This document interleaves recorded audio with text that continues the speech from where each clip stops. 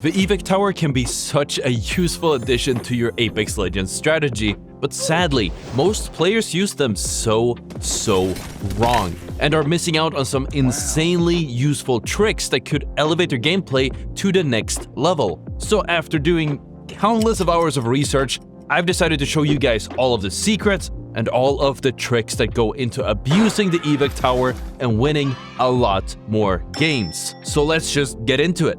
But obviously, before we get into the tricks that I showed in the intro, let me give you guys some vital, lesser known, but still important information about the Evac Towers themselves. First and foremost, I just want to bring attention to the fact that Evac Towers are very viable contenders to the Jump Towers, and while they don't reach the same heights, which does limit what rotations you can make, you actually go up the Evac Tower and reach the skydive state much faster than with a jump tower, and once you are skydiving, you actually will travel much farther using an Evac Tower than with a jump tower over even ground. So they definitely are some great contenders to the Valkyrie ultimate or the jump tower itself, but obviously you want to use whichever is available. And while you can see how much health and as such, uptime is left on an Evac Tower by looking up to see a specific percentage, they are also color-coded on the bottom with these cool little lights near the ground, displaying different colors depending on how much health is left. This light will glow blue at 100 health, yellow past 64, and it will glow red for the final 32% of its health,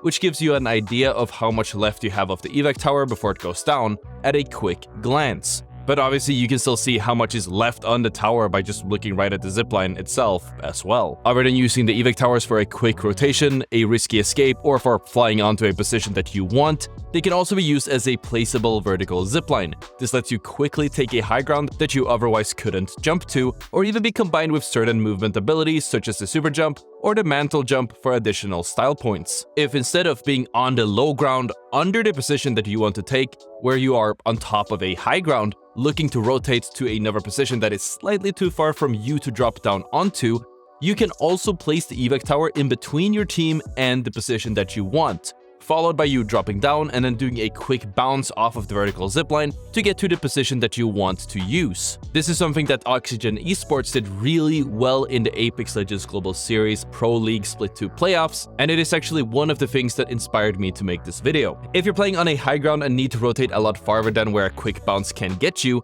you don't necessarily have to place the Evac Tower off of your high ground if the position that you'd like is close enough, as this might lead to wasted time or you getting killed as you and your teammates are taking the Evac Tower together.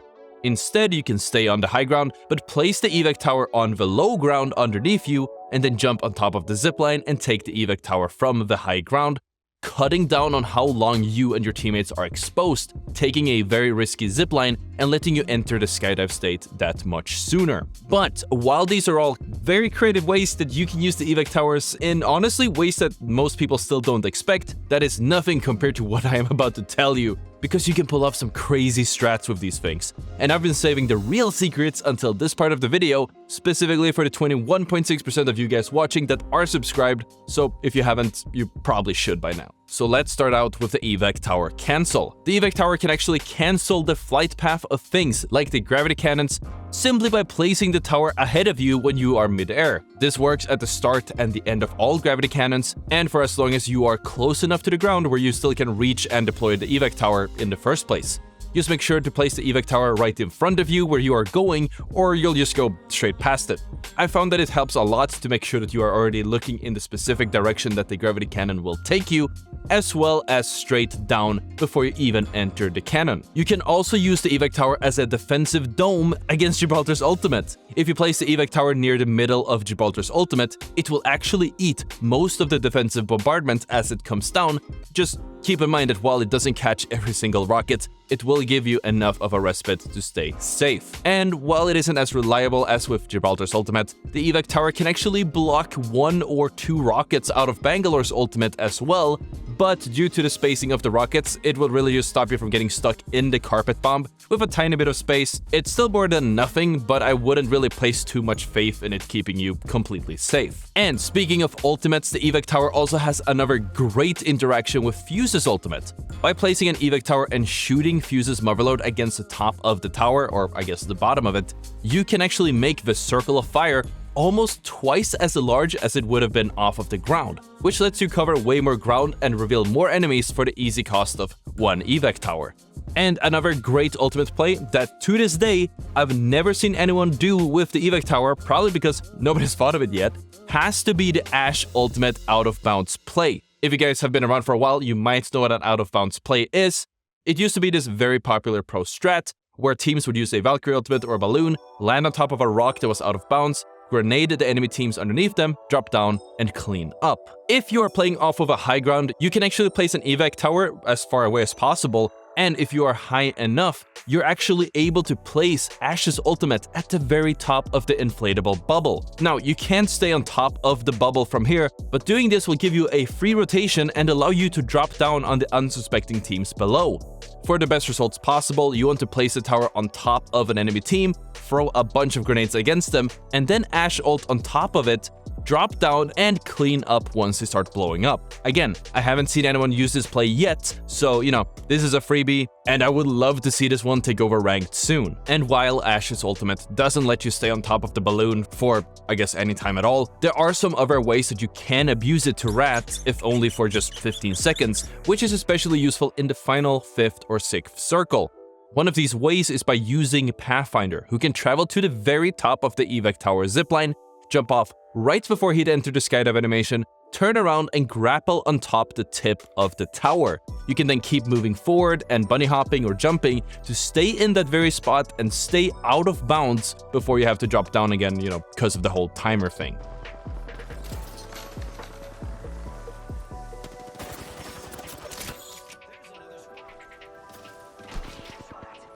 And another legend that lets you abuse this out of bounds spot is Valkyrie, who also can detach at the peak of the evac tower and then use her thrusters to get into the same safe position. If anything, it's much easier with Valkyrie because you don't have to try to line up the grapple. And this might not seem like a lot, but the value of staying on top of the balloon cannot be understated, especially at this point in time, because by the time this video will have been released, nobody has abused the evac towers in these ways. And it will take quite a while before anyone else actually catches on to this strategy. And until they do, it's going to give you free placement. Honestly, if they even know you're playing on top of the tower, it's not like they can do anything anyways. And this is going to give you positioning points, maybe even let you clutch up some amazing wins. So if you guys do get some insane clips, make sure to send them to me on Twitter, in my Discord, or on my subreddit so I can see you guys pop off with it. And honestly, just make me proud. I really want to see the Ashe Oob play get some banger wins. I'm super excited to see what you all can cook up with this information. If you guys want to learn some more banger tips, make sure to check out the video on the screen. Thank you so much for watching, and I'll see you all tomorrow. Peace out.